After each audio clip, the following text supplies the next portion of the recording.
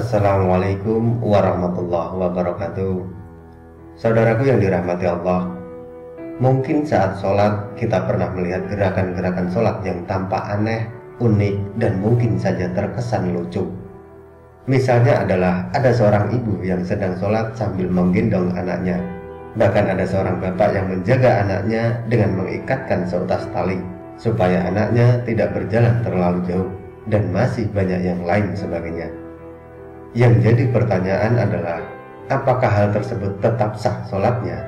Atau harus bagaimana jika sedang mengajak anak untuk sholat berjamaah? Yang perlu saudaraku ketahui terlebih dulu dari gerakan sholat adalah, ada gerakan yang diharuskan, ada gerakan yang dianjurkan atau ditoleransi, ada gerakan yang diperbolehkan, ada gerakan sholat yang sebaiknya dihindari atau makruh, dan ada gerakan yang sangat dilarang. Saya akan menjelaskan satu persatunya mengenai gerakan-gerakan tersebut, sehingga saudara semuanya menjadi paham dan bisa menghindari jika memang perlu dihindari, dan dikerjakan jika memang harus dikerjakan. Yang pertama adalah gerakan yang diharuskan. Kalau untuk gerakan sholat yang diharuskan, mungkin saudaraku semuanya sudah paham, yakni gerakan yang harus memenuhi syarat dan rukun dalam sholat itu sendiri. Lalu yang kedua adalah gerakan yang dianjurkan. Maksudnya adalah gerakan yang mendapat predikat sunnah atau baik apabila gerakan tersebut dikerjakan. Di antaranya adalah meluruskan shaf atau barisan dalam sholat, merapikan shaf, dan mengisi kelonggaran dalam shaf. Mungkin hal ini saudaraku juga sudah cukup paham. Jadi akan saya lanjutkan dengan gerakan sholat yang diperbolehkan atau masih bisa ditoleransi. Gerakan sholat yang diperbolehkan maksudnya adalah gerakan tubuh kita saat sholat karena ada keperluan. Dan salah satu contohnya yakni mengerjakan sholat sambil menggendong bayi.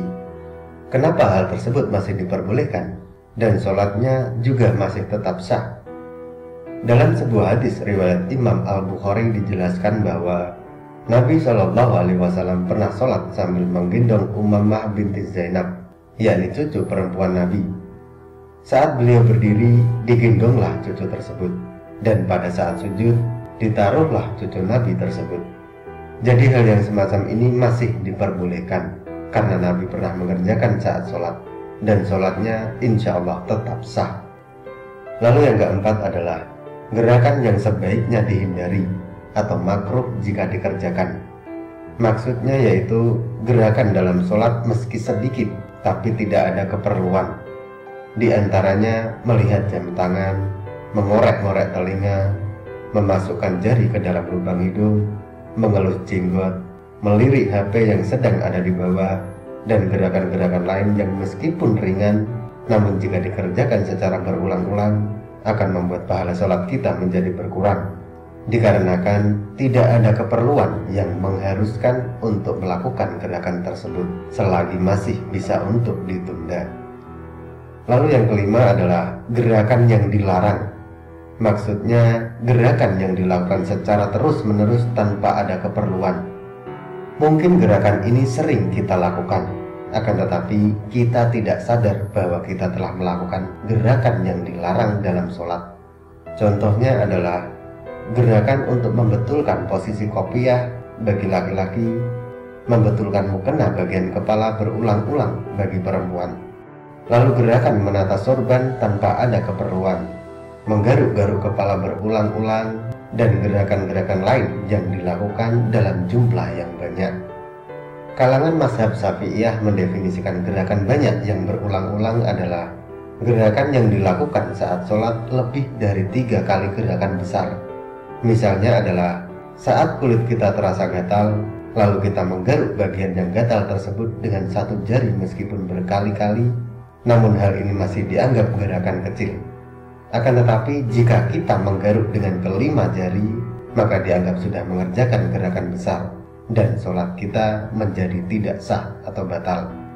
Oleh karena itu, tumakninah dan ketenangan saat beribadah termasuk rukun dalam sholat. Jika ditinggalkan, maka sholat kita menjadi kurang sempurna, bahkan bisa membatalkan sholat. Khusyuklah dalam sholat, wahai saudaraku, karena sholat merupakan jalan komunikasi kita kepada Sang Pencipta.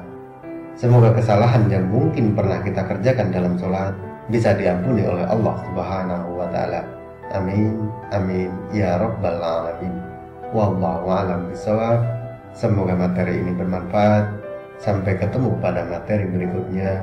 Dan wassalamualaikum warahmatullahi wabarakatuh.